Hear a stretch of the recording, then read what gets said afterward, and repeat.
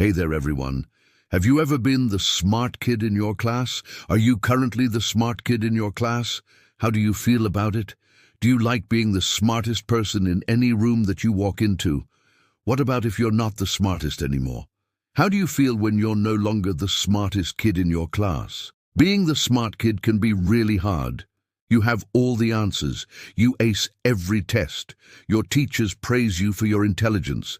But behind closed doors, you're struggling with feelings of loneliness, insecurity, and inadequacy. In this video, we will explain why. If you were the smart kid in school, you can relate to these 10 things.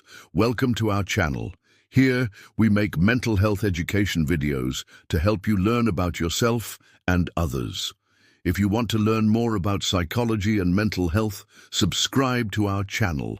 We have new videos every day. Now, let's begin. Number 1, people thought you were perfect. As the smart kid, you never had to try that hard in school, which left people believing that you had your life together. You could manage your time effectively, hand in your work on time, study effortlessly, and still have a social life. While it may seem easy from the outside looking in, being the smart kid is far from easy. It puts a lot of pressure on you to maintain this perfect image, and so you become an expert at hiding your flaws. No one ever knew about your messy house or how difficult your home life was, because you always seemed to have it together. However, sometimes having to pretend to be something you're not can take its toll on you. This is why some smart kids start acting out by getting into fights or skipping school just to prove that they're human too. Number 2, you always felt the need to prove yourself. Being the smart kid comes with the constant need to prove yourself. From a young age, you learned that the best way to gain respect from your peers is by being the smartest in your class. And so you spend most of your time studying and doing homework. Before long, it becomes a part of your identity. You're the smart kid, but then one day everything changes. A new student joins your class who happens to be smarter than you are. Suddenly, you find yourself in uncharted territory. You no longer have all the answers. You don't know what to do. You feel incompetent and unsure of yourself. And so you feel the need to prove yourself once again, except this time, it's to yourself. You have to regain your position at the top. You have to show them who's boss. But in doing so, you put yourself in an even more difficult position. Instead of accepting your new reality, you continue to strive for perfection, which only sets you up for failure. Number 3, you didn't enjoy your gifts. Most smart kids are born with a natural curiosity about the world around them. They're eager to learn and ask lots of questions. They love solving problems and figuring things out. However, as they grow older, they realize that their intelligence is not a gift, but rather a curse. They have to use their brains to survive. For example, they have to compete with other smart kids in order to get into a good university. After that, they have to get a good job, and the only way to do that is by studying harder than the next person. Before long, learning becomes a chore. It's no longer fun or rewarding. Rather, it's something that you have to do in order to keep your head above water. This is why many smart kids end up hating school. They see it as a waste of time, and they just want to drop out and do something more interesting. Number 4, people expected you to do well.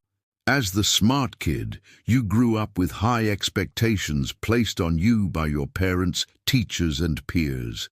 Everyone believed that you could do great things, and so you felt pressured to live up to their standards.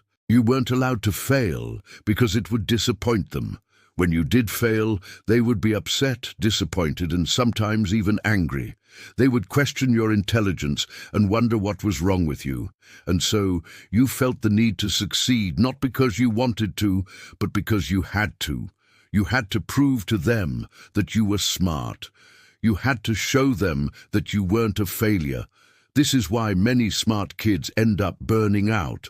They're constantly trying to please others and meet their expectations, that they lose sight of their own goals and aspirations. Number 5, you put your brain over your heart. When you're the smart kid, you learn at a young age that emotions are messy and unpredictable. And so you develop a habit of suppressing your feelings. You push them down and try to ignore them. You think that being logical and rational is the best way to go through life. However, this can lead to a number of problems. You become disconnected from your body and you lose touch with your intuition.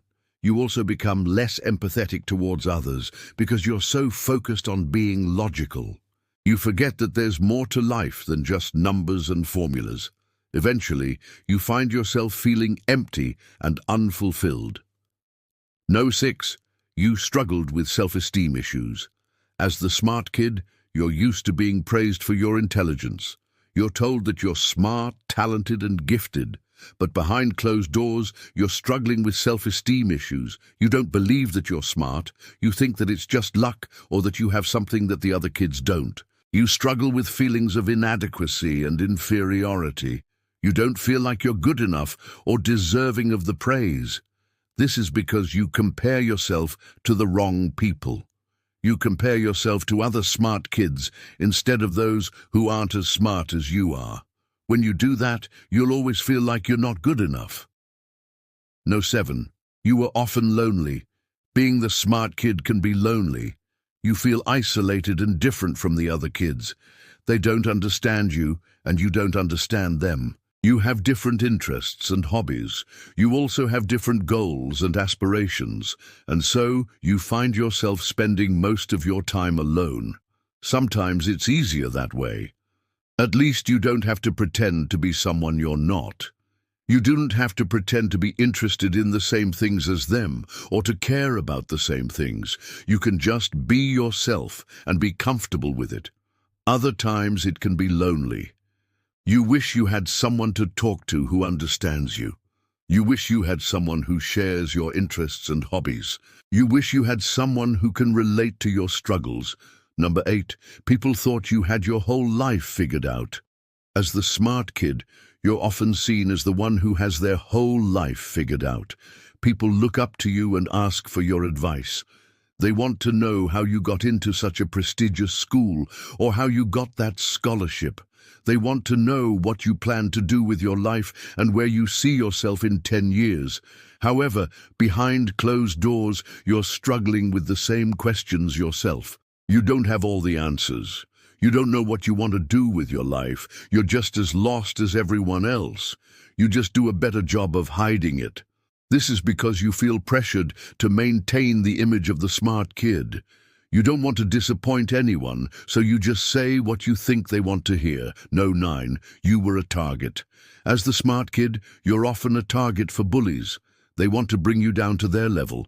They want to make you suffer the same way they do.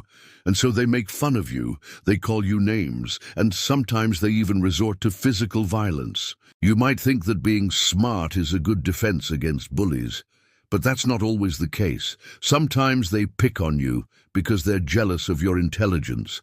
They want to be smart like you, but they can't. So instead, they try to tear you down. You might think that you can just ignore them and they'll eventually go away, but that's not always the case either. Sometimes they won't leave you alone until you break. Number 10. You've always had to be better.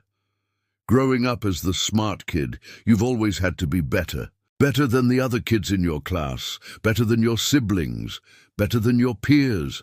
You've always had to strive for excellence because that's what people expected of you. But deep down, you're tired of it. You're sick of feeling like you have to be perfect all the time. You want to relax and just be yourself, but you can't. You're afraid of what people will think if they see you messing up.